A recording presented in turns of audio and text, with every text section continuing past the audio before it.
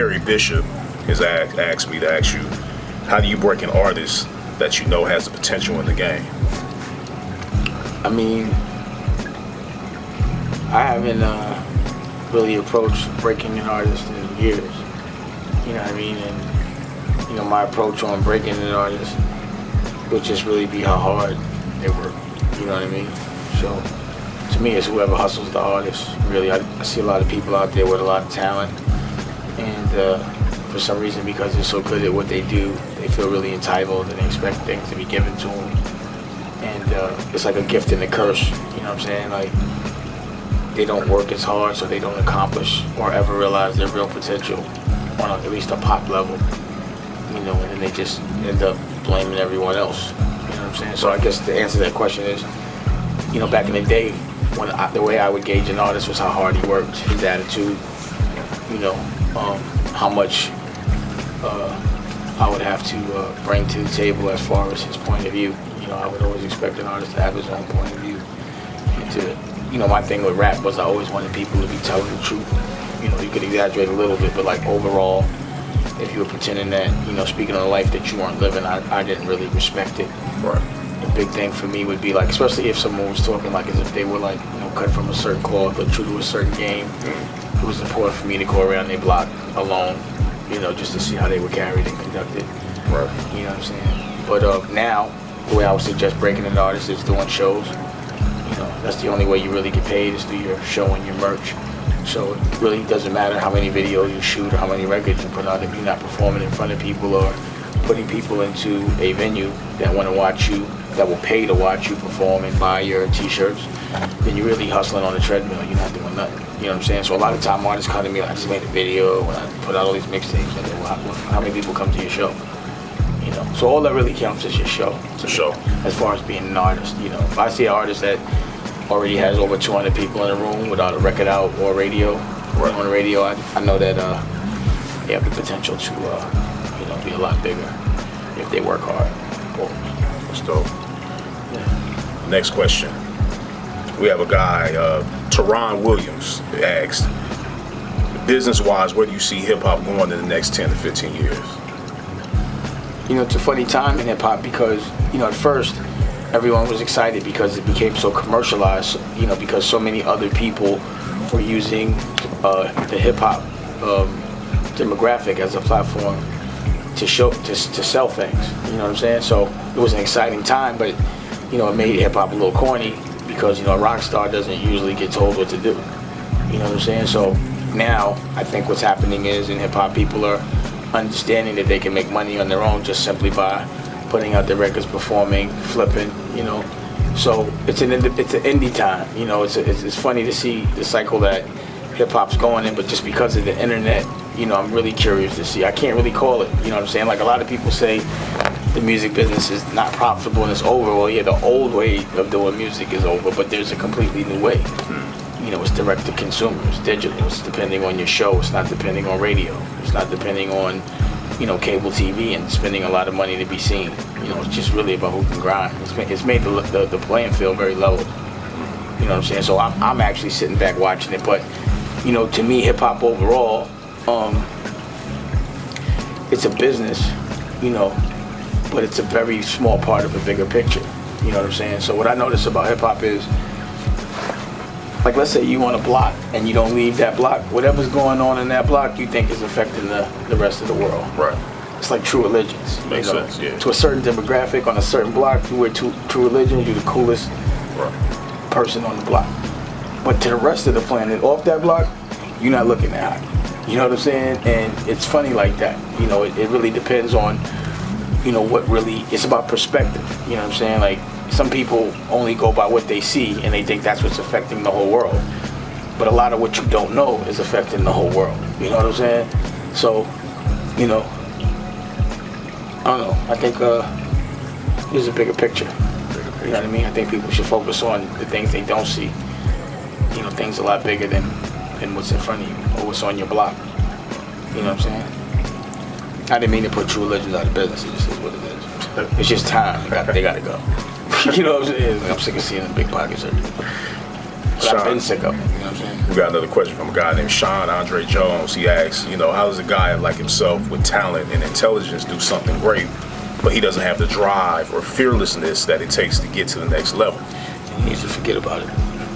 If he's too worried about things, then he's never going to win. It's like getting into a fight thinking you might lose. I agree. You already lost. You know what I'm saying? So if you don't have confidence and you don't have the drive, then, number one, you're not going to be able to inspire other people. And usually people don't have confidence and drive because they don't believe in themselves. So how could anybody else believe in you? Right. You know what I'm saying? So I think, getting your confidence together and working hard is the only way to win. And if you don't believe in yourself and you don't feel like working hard, then you probably need to do something different. You know what I'm saying? And then we got another question. This person right here says, what do you feel like is the most, this right here is from Jamel Pennigan. He said, what do you feel is the most important requirement in success? What is the most important requirement with success to you? Respect. Respect and hard work. Success to me is a lot different than what success is to other people. So for some people, success is, being perceived as famous, and a lot of people thinking you have a lot of money. That's not success to me. Success to me is quality of living, how good your family is and how happy they are and how much time you spend with them, how much you laugh. You know what I mean? So it's all about perspective, to be honest. A guy named King Said asks, the art of selling a product, how do you push it to the people? Good product actually sells itself. I'm not to say you could sit there and if you don't bring it outside, people won't know about it. But once you samples, it's just like the street. You give away samples, you create a demand, you scale back, and then you sell it for a good price. You know what I mean? But it depends on what you're talking about. If it's clothes, product placement is good. Meaning, if people are naturally inspired to wear something, other people are going to want to wear it. You know what I'm saying? Just the quality of your work is really what will sell it. You got to make sure your work is portal. You know what I'm saying? If it's not, then, no matter how hard you push it, nobody wants to buy some whack work. Right. You know what I'm saying? He had a second question. He asked, how do you really get out of the slave mentality and go independent? I just never had a slave mentality, so I don't even really understand a slave mentality. It's just about knowing your worth and fighting hard and being confident and not thinking someone else is better than you, especially being just because they're talking. But you got to respect someone that's done more than you. You should probably listen. You know what I'm saying? But, once you realize that, you can do anything that someone that's trying to tell you what to do is doing, as long as you work hard and give an honest effort. That's the first step. You have to empower yourself. The problem with people is they don't believe in themselves. You know what I'm saying? So, if you think you're a slave, you're a slave. You know what I'm saying? If you got to tell yourself you're not, it's kind of hard to, you know what I'm saying? I just innately never ever thought anyone was better than me. I never was into somebody telling me what to do. Right. It's almost like an innate thing. Right. But, that's how you break it. You just got to go ahead and work hard. Right, that's on every level. On every level. Every level. We got Born Elite asked a question. He's asking, what's the best way to get money with family or the ones you love, being that you experience, your own splits or whatever, and including the question, what do you look for in picking great teammates in business? Well, I prefer not to do business with my family. Like I said, you can't fire your family. And on a human level, they become entitled. And it can ruin a personal relationship, business. Because business is business, you know what I mean? So it's hard to have that mentality when you have someone you love and care about. And I agree. Grew up with. So it's not the easiest thing in the world. But generally speaking, I like to empower. When I say family, like a woman I'm working with, I would love, or a woman I'm in that inspires me. I love to inspire and empower someone that inspires me, that constantly brings something to the table. Everyone has their own set of strengths and weaknesses. You have to isolate your weaknesses and you have to capitalize off their strengths. And every young person that comes around me brings something to the table for me. They don't have the experience I have, but what they do have is, they're receiving what's going on the concrete first before I'm not on the concrete anymore. Okay. So a relationship on some level should be a certain kind of equal. You know what I'm saying? If I can bring my experience, then you got to bring the hard work. Right. If I can bring my connects, then you have to bring some new talent.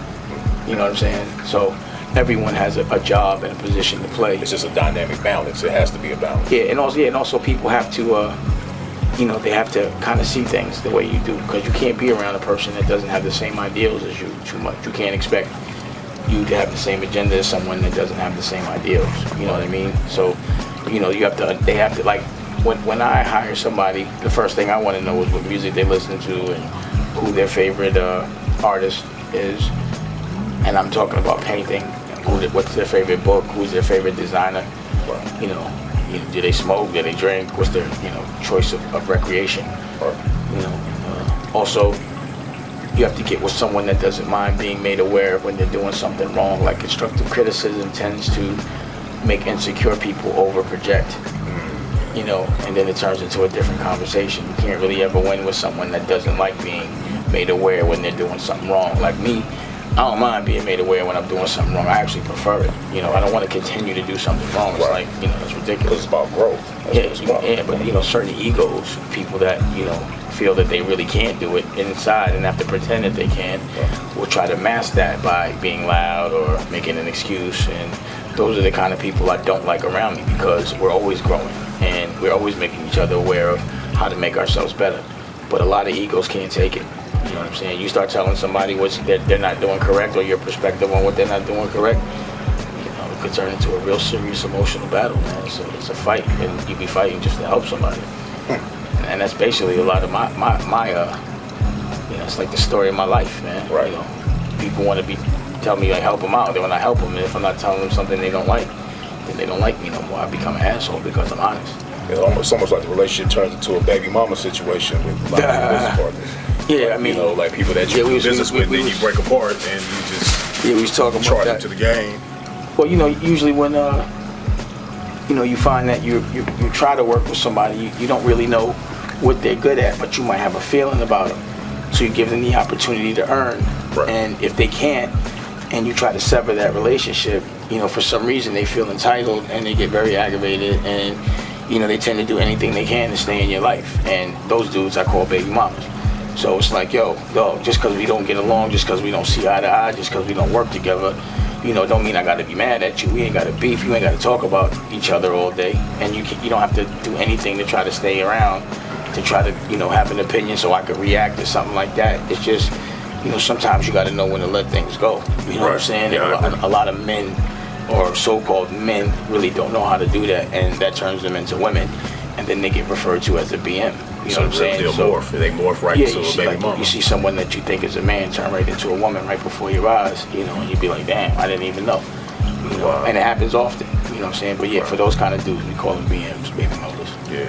You know what I'm saying? Because you can't get rid of baby mamas. You know what I'm saying? Like, right. They always gonna try to take you to court for something. And they gonna say something about this. Like, not, and no disrespect to any of my kids' moms, because they're all cool, but, the general perception of a baby mama. You know what I'm saying? Right. They always trying It's to a get lot in of your this. pocket. It usually comes with some drama here and there, but it's always emotional. But as a man, we when you're a real man about yours, you know how to absorb things and move forward without even. You know what I'm saying?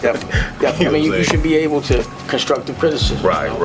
I'm always looking for somebody to help me not waste time. Putting too much effort into something that's not gonna turn into something just because I think it is. But because someone may have done this before, but just based on experience, they could, help you not have to deal with some bullshit that you don't have to. You know what I mean? This guy named No Love asked me, is it possible to be an independent beat maker, producer, and still get placements with major artists without having to sign with a label? Hell yeah. That's the easiest thing in the world. Rappers don't give a fuck. You got a hot beat, they jumping on it. If your beats is hot and you know the right people, they jumping on it. That has nothing to do with it. And he said they don't blackball producers that don't. That's the thing. This blackball word kills me. You know what I'm saying? Because it means that someone's not letting you in. You know what I mean? Blackball is a very political word for someone that's trying to fit in and someone won't let them. So if you're trying to fit in, you can get blackballed. Pause. But for me, I'm never trying to. I don't understand that blackball thing. I create my own industry. You know what I'm saying? So I always hear I got blackballed. It'd be funny to me. But how could someone that can't hire me, that I can hire, blackball? Right. You know what I'm saying? Like, I'm not higher than my boss. You know, I put my own dough up. So how could I ever get blackballed? If anything, I do the blackball. You know what I'm saying? Like, there's a lot of people that are not allowed You to just work. back up from certain people. They're just not allowed to work right. with me. Like a Leor Cohen or a Todd Moskowitz or Joey IE or, you know, Alan Grumblatt or, you know, it's a couple of people that just are not allowed to come to any party I ever throw. You know, Tom Nastos, all of those guys. You know what I'm saying? And I'll get at them